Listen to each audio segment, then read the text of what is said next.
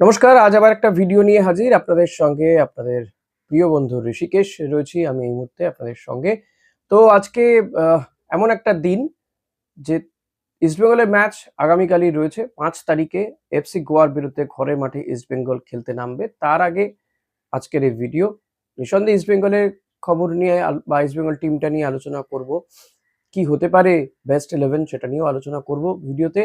তবে শুরুতেই আজকে আলোচনা করব Indian women team AFC Asian কাপের জার্নি তারা শুরু করতে চলেছে। অস্ট্রেলিয়া পার্থে তাদের আজকে প্রথম ম্যাচ ভিয়েতনামের বিরুদ্ধে বিকেল 4:30 এই ম্যাচ আমরা দেখতে পারবো ফ্যান কোডে এই ম্যাচ আপনারা দেখতে পারবেন আমাদের সময় বিকেল 4:30। তো ইন্ডিয়ান টিম মানে মহিলা টিমটা যথেষ্ট ভালো প্র্যাকটিস করেছে, এফসি কোয়ালিফাইং রাউন্ডে যথেষ্ট ভালো খেলেও ছিল তারা, এবং তাদেরকে নিয়ে আশা প্রত্যাশা প্রচুর রয়েছে। তো তারা এখন এই প্রত্যাশা পূরণ করতে পারে কিনা সেটাই দেখার। যথেষ্ট কঠিন গ্রুপে ইন্ডিয়ান ওমেন টিম রয়েছে। তাদের গ্রুপেই রয়েছে ভিয়েতনাম, চাইনিজ তাইপেই এবং জাপান। পরপর ম্যাচ রয়েছে মহিলা টিমের, এবং এই টিমটার প্রতি এআইএফএফ তারাও কিন্তু যথেষ্ট নজর দিয়েছে। কিছু প্রতিশ্রুতি তারা রেখেছে, কিছু হয়তো রাখেনি। বিদেশি কোচ দেওয়া হয়েছে। দীর্ঘদিন প্রায় মাস কয়েক তারা বাইরেই কাটাচ্ছে, বিদেশে রয়েছে, বিভিন্ন জায়গায় খেলেছে তারা, টুর্নামেন্ট খেলেছে, ম্যাচ খেলেছে, প্র্যাকটিস ম্যাচ খেলেছে। কোথাও ভালো হয়েছে, কোথাও খারাপ হয়েছে। অস্ট্রেলিয়াতেই দীর্ঘদিন ধরে রয়েছে যাতে পরিবেশের সঙ্গে মানিয়ে নিতে পারে। তো তাদেরকে একটা ফ্যাসিলিটি দেওয়ার চেষ্টা করেছে এআইএফএফ এই সময়ে দাঁড়িয়েও, এবং তারা যেহেতু বড় একটা স্পন্সরও পেয়ে গেছে, যেটা খুব গুরুত্বপূর্ণ হয়েছে এই মুহূর্তে দাঁড়িয়ে। কোকাকোলার স্পন্সর পেয়েছিল, আপনাদেরকে আগেই জানিয়েছিলাম আমি। তো এই মহিলা টিমটা লড়াই করতে জানে, শেষ পর্যন্ত লড়াই করে যাবে, এবং এই মহিলা টিমের কিন্তু এএফসি এশিয়ান কাপে যদি তারা ভালো ফলাফল করে তাহলে কিন্তু ওয়ার্ল্ড কাপ খেলারও একটা সুযোগ তাদের সামনে রয়েছে, তাদের সামনে হাতছানি রয়েছে। সেই কারণেই কিন্তু এই মহিলা টিমকে যতটা পারা যায়, যতটা সম্ভব বুস্ট আপ করা হয়েছে, বুস্ট আপ করার চেষ্টা করেছে। আমার মনে হয় আরো হয়তো প্রয়োজন ছিল, কিন্তু যতটাই হোক সেটাও কম নয় এই সময়ে দাঁড়িয়ে। যখন ভারতীয় ফুটবলের এই অবস্থা 142-এ আমরা চলে গেছি র্যাঙ্কিংয়ে, পুরুষ টিমটার যা তা অবস্থা আপনারা দেখতেই পাচ্ছেন। ঘরোয়া লিগ, সেই লিগ হবে কি হবে না দোলাচল করতে গিয়ে শেষে শুরু হলো। তো সব মিলিয়ে কিন্তু একটা ডামাডোলের মধ্যে মহিলা টিমটাকে অন্তত সাপোর্ট কিছুটা তো অন্তত করেছে, এটা বলতেই হয়। যেটুকু যা করেছে, হয়তো সাপোর্ট আরো প্রয়োজন ছিল। ওয়ার্ল্ড কাপ যদি খেলতে হয় তাদেরকে আরো সাপোর্ট দেওয়ার প্রয়োজন ছিল। জাপানের মতন শক্তিশালী টিমের বিরুদ্ধে তারা খেলতে নামবে। তো তার আগে আজকে ভিয়েতনামের বিরুদ্ধে তাদের ম্যাচ, এই ম্যাচটাতে কিন্তু নজর থাকবে, গোটা দেশের নজর থাকবে। মহিলা টিমটাকে আমি বলবো যে আপনারা মহিলা টিমটার হয়ে গলা ফাটান, চিৎকার করুন, যেমনভাবে আপনারা পুরুষদের জন্য বা ক্রিকেট টিমের জন্য গলা ফাটান। কারণ এই মহিলা টিমের মধ্যে কিন্তু সেই পটেনশিয়াল রয়েছে, they can play in World Cup also, এটাই আমি বলবো। আর এই মহিলা টিমটাতে ইস্ট বেঙ্গলের একাধিক ফুটবলার রয়েছে, সুস্মিতা রয়েছে, সঙ্গীতা রয়েছে, সরিতা দেবী রয়েছে, বহু ইস্ট বেঙ্গল ফুটবলার রয়েছে, মহিলা ফুটবলার রয়েছে যারা ইস্ট বেঙ্গলকে আইডব্লিউএল চ্যাম্পিয়ন করেছে। ফলত চ্যাম্পিয়ন প্লেয়ারদেরকে নিয়ে টিম তৈরি, তারা এতদিন বাইরে খেলছে। তো তাদের জন্য অপরচুনিটি আছে, পটেনশিয়াল আছে, তারা আমার মনে হয় ভালো করবে।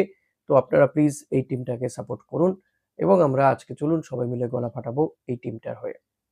এবার যদি আসা যায় ইস্ট বেঙ্গলের পুরুষ টিমের হয়ে কথা বলতে, আমি প্র্যাকটিসের ছবি দেখছিলাম। দোলের দিনও ইস্ট বেঙ্গল প্র্যাকটিস করেছে, দোলের আগের দিন প্র্যাকটিস করেছে, রং খেলেছে তারা, একে অপরকে লাল হলুদ রঙে রাঙিয়ে তুলেছিল, সেই ছবি আপনাদের সঙ্গে শেয়ারও করেছি কিছুটা আমি। তো তারপরেও কিন্তু ইস্ট বেঙ্গল টিমটা প্র্যাকটিস বন্ধ নেই, কারণ তারা জানে যে তাদেরকে কি করতে হবে। তারা প্রত্যেকে প্রফেশনাল ফুটবলার। তো তারা জানে যে এই এফসি গোয়া ম্যাচটা কতটা কঠিন তাদের জন্য এবং কতটা গুরুত্বপূর্ণ জেতার জন্য।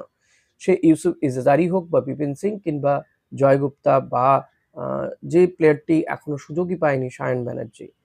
তো প্রত্যেকেরই কাছে এই ম্যাচটা অত্যন্ত গুরুত্বপূর্ণ। তারা প্রত্যেকে ঘাম ঝরাচ্ছে প্র্যাকটিসে। কেভিন সিবেলেকেও দেখলাম যে সাইড লাইনে সে রিহ্যাব করছে।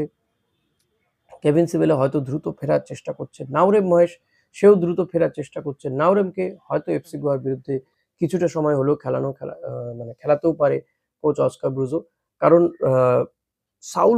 সাউল ক্রেসপোকে নিয়ে একটা অনিশ্চয়তা এখনো রয়ে গিয়েছে। সাউল খেলবে কি খেলবে না সেটা নিয়ে একটা টেনশন রয়েছে। তো সাউল যদি না খেলে সেক্ষেত্রে হয়তো নাউরেমকেই মাঝমাঠে খেলানো হতে পারে। তবে এডমুন্ডকে আমার মনে হয় না বসাবে বলে। ফার্স্ট টিমে সে খেলবে এডমুন্ড। এফসি গোয়া টিমটা যে সেই আগের মতন রয়েছে এমন নয়, কিন্তু টিমটা যথেষ্ট ভালো খেলছেও। এফসি গোয়া টিমটাও ভালো। অনেকেই বলছেন যে সুপার কাপের বদলা নিতে চায়। হ্যাঁ, ফাইনালে সুপার কাপে হেরে গিয়েছিল, যেটা একেবারে ভাগ্যের জোরে হার আরকি। ভাগ্যের জন্য, আরেকটির জন্য হার। তো সেটা নিয়ে আমার মনে হয় না কেউ আজকাল মনে রেখেছে। কারণ সুপার কাপ একটা অন্য ফরম্যাট, সেটা ফাইনাল টুর্নামেন্ট ছিল, মানে ফাইনাল ম্যাচ ছিল টুর্নামেন্টের। আর এটা একটা গ্রুপ লিগের ম্যাচ। তবে হ্যাঁ, হয়তো পরিস্থিতি অনুযায়ী দেখতে গেলে কঠিন পরিস্থিতি, এটা ঠিকই যে এই পরিস্থিতি থেকে একটা ম্যাচ হেরে গিয়ে ইস্টবেঙ্গলকে যেভাবে নানান মাধ্যম থেকে সমালোচনায় বিদ্ধ করা হচ্ছে, অস্কার ব্রুজোকে, প্লেয়ারদেরকে, সেই জায়গা থেকে ইস্টবেঙ্গলকে যদি উত্তরণ ঘটাতে হয় তাহলে এই ম্যাচটা তাদেরকে জিততেই হবে। কারণ এমনিতেই তারা অনেকটা পিছিয়ে গিয়েছে। একটা ম্যাচ হেরেই অনেকটা পিছিয়ে গিয়েছে। ঘাড়ের উপর নিঃশ্বাস ফেলছিল অনেকগুলো টিম, তারা ধাপাধাপ করে ওপরে উঠে গিয়েছে। তো ইস্টবেঙ্গলকে যদি আবার লিগ টেবিলের উপরে উঠতে হয়, এই ম্যাচটা জিততে হবে। ভালো ব্যবধানেই জিততে হবে। তাহলে কিন্তু ইস্টবেঙ্গল আবার কিছুটা কয়েকদিন হয়তো ১ নম্বরে থাকতে পারবে। ধারাবাহিক পারফরম্যান্স দরকার। হাতে ম্যাচ ১০ টা এখনো রয়েছে। সবটা যে শেষ হয়ে গিয়েছে তো এমনটা নয়। ১৩ টা ম্যাচে জিতে যে ধরুন ৩০-৩২ পয়েন্ট পাবে, হুম? আ সেই হয়তো গ্রুপ চ্যাম্পিয়ন হবে। এবার আর অন্য কোনো সেমিফাইনাল, ফাইনাল এসব কিছু হবে না। যে একদম টপ থাকবে শেষ পর্যন্ত সেই শেষে আ সেই হচ্ছে champion of the tournament ISL. So এখনো মানে আমার যেটা মনে হয় যে ৩০-৩২ পয়েন্ট পেয়ে যে উপরে থাকবে তার চ্যাম্পিয়ন হওয়ার সম্ভাবনাই প্রবল। তো এখন অনেকগুলো ম্যাচ বাকি রয়েছে। ইস্টবেঙ্গলের অলরেডি ৬ পয়েন্ট রয়েছে। একটা ম্যাচ হেরেছে।